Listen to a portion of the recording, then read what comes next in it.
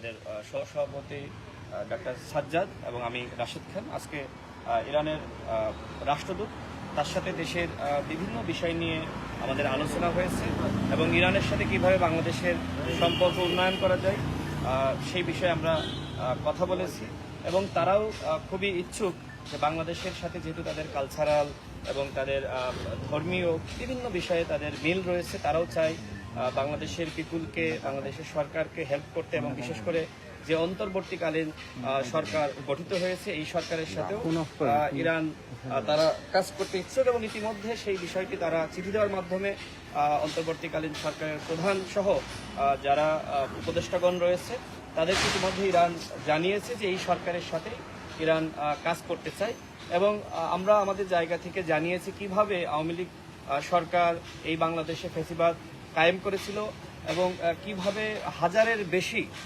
ছাত্র জনতাকে নির্মমভাবে গুলি করে হত্যা করেছে এবং সমস্ত ইনস্টিটিউশন কিভাবে ধ্বংস করেছিল।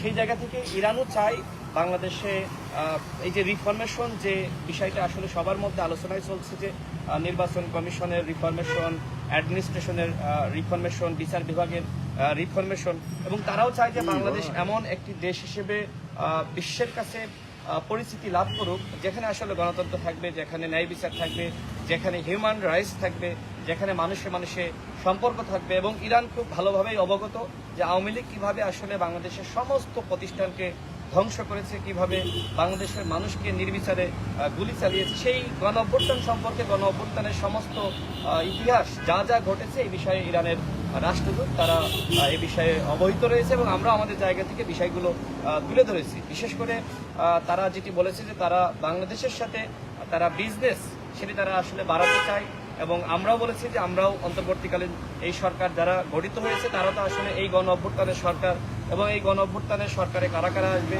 সেই জায়গায় গণ অধিকার পরিষদ সহ সকল দলের মতামত ছিল এবং এই সরকারের সাথে যেহেতু আমরা কাজ করছি আমরা তাদেরকে আশ্বস্ত করেছি যে আমরা এই বিষয়গুলো তারা আমাদের যে কনসার্ন জানিয়েছে যে তারা বিজনেস এবং একই সাথে অন্যান্য সম্পর্ক ডেভেলপ করতে চায় বাংলাদেশের সাথে, আমরা বলেছি যে আমরা সরকারের সাথে কথা বলবো।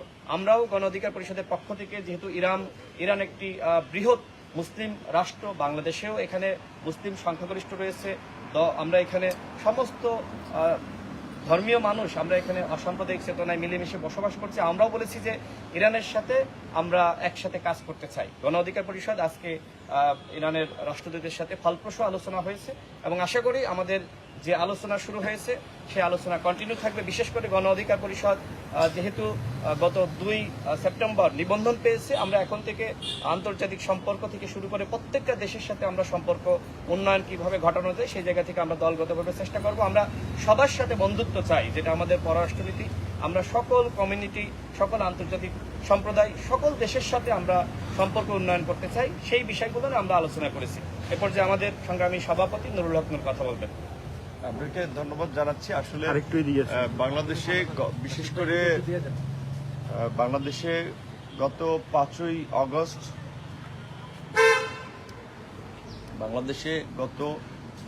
আগস্ট যে বিপ্লব এবং একটা যুগান্তকারী পরিবর্তন ঘটেছে, সেই পরিবর্তনের সাথে স্বাভাবিকভাবেই আন্তর্জাতিক মহল পরিবর্তন পরবর্তী সময়ে কিভাবে তারা কাজ করবে সেই বিষয়ে তাদের একটা কনসার্ন আছে এবং সেইখানে আপনারা জানেন যে বাংলাদেশের বর্তমান আইন শৃঙ্খলা পরিস্থিতি কিন্তু এখনও স্বাভাবিক হয় নাই।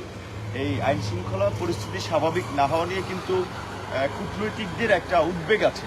এইটা আমরা এর আগে ইউএস অ্যাম্বাসিতে মিট করেছিলাম, জাতিসংঘের আবাসিক প্রতিনিধিদের সাথে মিট করেছিলাম, তারাও কিন্তু এই যে আইন শৃঙ্খলা পরিস্থিতি স্বাভাবিক করা নিয়ে তাদের একটা উদ্বেগ আছে, বিশেষ করে কূটনৈতিক অঞ্চলে নিরাপত্তা নিয়েও। কারণ সারা দেশে যদি আইন শৃঙ্খলা পরিস্থিতি স্বাভাবিক না থাকে, নিরাপত্তা ব্যবস্থা যদি ঠিক না হয়, তাহলে সেখানে ডিপ্লোম্যাটিক এরিয়াও তো নিরাপদ নাই। এবং 5ই আগস্ট আপনারা জানেন যে ডিপ্লোম্যাটিক এলাকা থেকেও নিরাপত্তা কর্মীরা অনেকে চলে গিয়েছিল। অনেক অ্যাম্বাসেডররা তাদের ব্যক্তিগত পরিচয়ের কারণে সেনাপ্রধানকে ফোন করে হয়তো কিছু কিছু জায়গায় নিরাপত্তা নিয়েছিল, কেউ কেউ আপনার সেনাবাহিনীর কাছেও আশ্রয় নিয়েছিল। তো সেই ক্ষেত্রে তাদের এই উদ্বেগটা আছে, কাজী তারাও আমাদের কাছে এটা দাবি জানিয়েছে বা এটা বলেছে যে সরকারের বিশেষ করে বর্তমান কাজের মধ্যে সংস্কারের পাশাপাশি আইন শৃঙ্খলা পরিস্থিতি স্বাভাবিক করাটা এবং কূটনৈতিক মিশন সহ এই মুহূর্তে নিরাপত্তা নিশ্চিত করাটা একটা জরুরি ব্যাপার। পাশাপাশি আমরা বাংলাদেশ এবং ইরানের সাথে সম্পর্ক নিয়ে আলোচনা করেছি। সেখানে যেহেতু মার্কিন যুক্তরাষ্ট্র সহ বিভিন্ন দেশের নিষেধাজ্ঞার কারণে ইরানের সাথে আমাদের খুব বেশি বাণিজ্যিক সম্পর্ক বা অগ্রগতি নাই, সেক্ষেত্রে তারা বেশ কিছু জায়গায় কাজ করতে আগ্রহী। তারা সেটা আলাপ আলোচনায় বলেছে। বিশেষ করে ধরেন তারা শ্রীলঙ্কা সহ বিভিন্ন জায়গা থেকে চা নিয়ে থাকে, বাংলাদেশ থেকেও তারা চা নিতে আগ্রহী এবং বাংলাদেশের সাথে তারা তেল গ্যাস আপনার রপ্তানিতেও তারা আগ্রহী। এবং বাংলাদেশ যেহেতু জ্বালানি সংকটে ঢুকছে এবং বাংলাদেশের যেহেতু একটা জ্বালানি সংকট আছে, প্রথমত বিশেষ করে একটা বাংলাদেশের মুসলিম অধ্যুষিত দেশ, ইরানও একটা মুসলিম দেশ, কাজেই সেই সিম্প্যাথির জায়গা থেকেও তারা বাংলাদেশের এই অন্তর্বর্তীকালীন সরকারকে সব ধরনের সহযোগিতা করতে চায় এবং তার জন্য তারা যথাযথ কর্তৃপক্ষকে চিঠি দিয়েছে, মেইল করেছে, দেখা করছে। পাশাপাশি যেহেতু এই আন্দোলনের আমরা একটা ছাত্র সমাজ তথা আন্দোলনের একটা প্রতিনিধিত্বশীল সংগঠন হিসেবে, নেতা হিসেবে আমাদের কাছেও তারা বলেছে যে বাংলাদেশের নতুন জেনারেশনের সাথে তারা নতুনভাবে সম্পর্ককে এগিয়ে নিতে চায় এবং সেই সম্পর্ক অবশ্যই দ্বিপাক্ষিক স্বার্থ সংশ্লিষ্ট বিষয়ের ভিত্তিতে। সেখানে সবাইকেই সবার প্রতি একটা মিউচুয়াল রেসপেক্ট থাকতে হবে এবং তারা যেভাবে অন্যান্য দেশে ব্যবসা করছে বাংলাদেশের সাথেও সেইভাবে ব্যবসা করতে চায়। যদিও এর আগের সরকার তারা যেহেতু একটা কর্তৃত্ববাদী শাসন এখানে বজায় রেখেছিল, যার ফলে তাদের সাথে যাদের স্বার্থ সংশ্লিষ্ট বিষয় ছিল, ক্ষমতার দেনা পড়ার বিষয় ছিল, তাদের সাথে তারা বিজনেস করেছে, যেই কারণে আগের সরকারের সাথে হয়তো তারা স্মুথলি কাজ করতে পারেনি। আমরা মনে করি যে বর্তমান সরকারের যেটা আপনার নীতি, যে বাংলাদেশের স্বার্থকে আগে প্রাধান্য দেওয়া এবং গণ অধিকার পরিষদেরও যে মূল নীতিতে আছে যে ন্যাশনাল ইন্টারেস্ট ফার্স্ট, জাতীয় স্বার্থ আগে, সেই জায়গা থেকে আমরা মনে করি যে বাংলাদেশের স্বার্থ বজায় রেখে যে কোনো দেশের সাথে বাংলাদেশের সম্পর্ক উন্নয়ন করা উচিত এবং কাজে এগিয়ে যাওয়া উচিত। বিশেষ করে বাংলাদেশের এই যে গণ অভ্যুত্থান পরিস্থিতি, এটা ইরানেও যেটা বলে 41 বছর আগে হয়েছিল, কাজেই তাদেরও অনেক অভিজ্ঞতা আছে।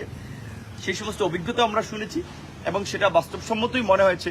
সেই সময় তাদের এই বিপ্লবের পরে কিন্তু তাদেরকে নানান ধরনের একটা প্রতিকূল পরিস্থিতি ফেস করতে হয়েছে, নানান ধরনের ষড়যন্ত্র মোকাবেলা করতে হয়েছে, যেটি এখন আমাদেরকে মোকাবেলা করতে হচ্ছে। আমাদের গার্মেন্টস সেক্টরকে ধ্বংস করার জন্য অনেক আগে থেকেই আপনারা জানেন আমাদের বিশেষ করে ভারত আন্তর্জাতিক মহলে আমাদের গার্মেন্টস প্রোডাক্ট নিয়ে প্রোপাগান্ডা ছড়িয়েছে।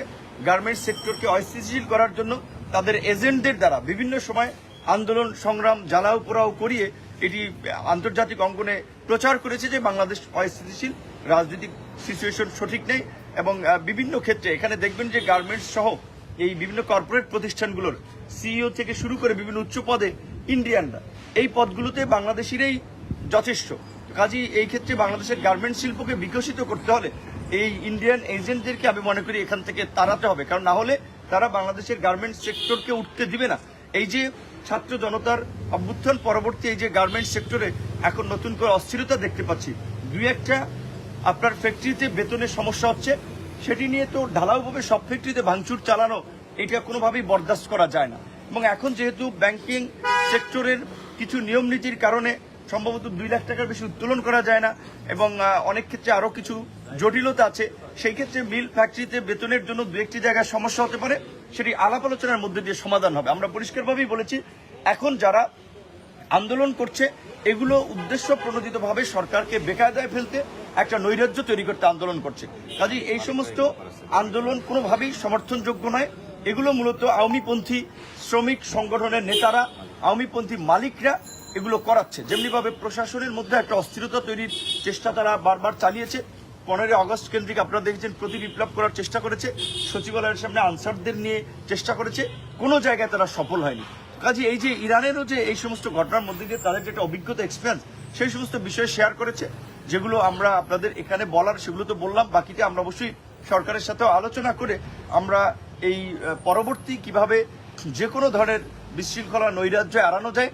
এবং সবচেয়ে যে জিনিসটি বড় কথা, এটা ঠিক যে এই রকমের একটা পরিস্থিতিতে যদি আমরা জাতীয় ঐক্য ও সংহতি সৃষ্টি না করতে পারি, তাহলে আমাদের এই বিপ্লব টেকসই হবে না, এই অভ্যুত্থানের সুফল মানুষের কাছে পৌঁছাবে না। সেই জন্য দলমত নির্বিশেষে আমরা সকলের মধ্যে জাতীয় ঐক্য সংহতি সৃষ্টি করার জন্য আহ্বান জানাবো। একটা সম্প্রীতি সহনশীলতার সমাজ বিনির্মাণে ইতিবাচকভাবে কাজ করার জন্য সবাইকে আহ্বান জানাবো। এখন এই ক্ষমতায় যাওয়ার জন্য প্রতিযোগিতা, পেশিশক্তি দেখানোর জন্য রাজপথে শোডাউন কিংবা একদল আরেক দলের বিরুদ্ধে লেগে যাওয়া, এইটা অশনি সংকেত। গত 5ই আগস্টের আগেও যে সমস্ত রাজনৈতিক দলগুলো একসাথে যুগপৎ আন্দোলন করেছিল, ঐক্যবদ্ধ আন্দোলন করেছিল, আজকে দেখা যাচ্ছে সেই সমস্ত দলের কোনো দলের নেতাকর্মীরা, এক দলের নেতাকর্মীরা আরেক দলের নেতাদের উপরে হামলা করছে, এক দলের নেতাকর্মীরা আরেক দলের নেতাকর্মীদেরকে মামলার আসামি করছে, ওপেনলি সোশ্যাল মিডিয়া থেকে শুরু করে নিজেদের বিরুদ্ধে লেখালেখি সমালোচনা করছে। এইটা কিন্তু আমাদের প্রতিপক্ষ বা পরাজিত স্বৈরাচার তাদেরকে সুযোগ দেবে। সহজ কথা, যেটা আমরা যারা আন্দোলন করেছিলাম দীর্ঘদিন ধরে, তাদের আগেই ঘোষণা আছে যে আমরা জাতীয় সরকার করব।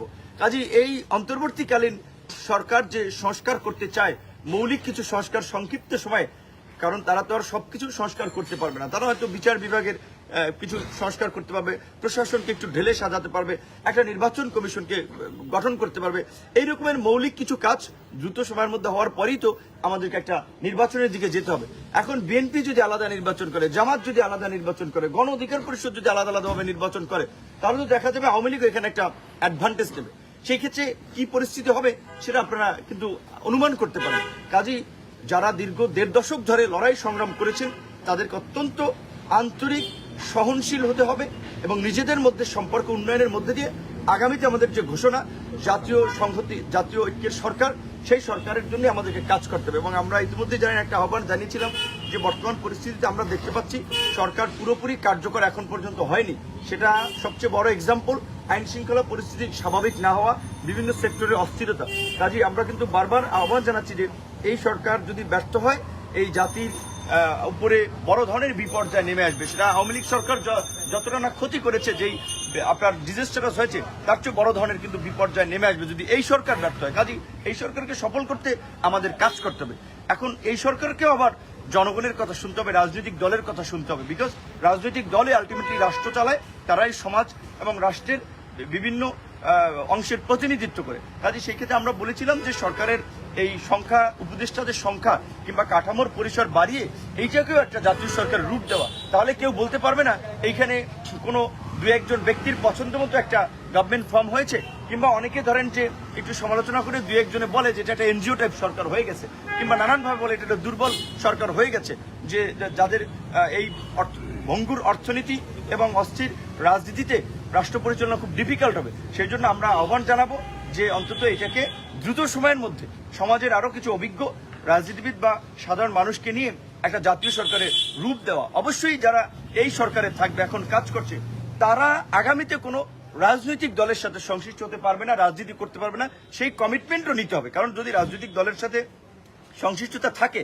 তাহলে রাজনৈতিক দলের প্রতি তাদের আপনার একটা থাকবে, যুগ থাকবে, তাদের প্রভাব থাকবে। সেই ক্ষেত্রে অবশ্যই যারা এই ইন্টারিম গভর্নমেন্ট কিংবা পরবর্তী এই যে জাতীয় সরকার ফরম্যাটে যারা আসবে, তারা পরবর্তীতে কোনো রাজনৈতিক দলের সাথে যুক্ত হতে পারবে না। এই কমিটমেন্টের পরেই তাদেরকে নিতে হবে। Thank you.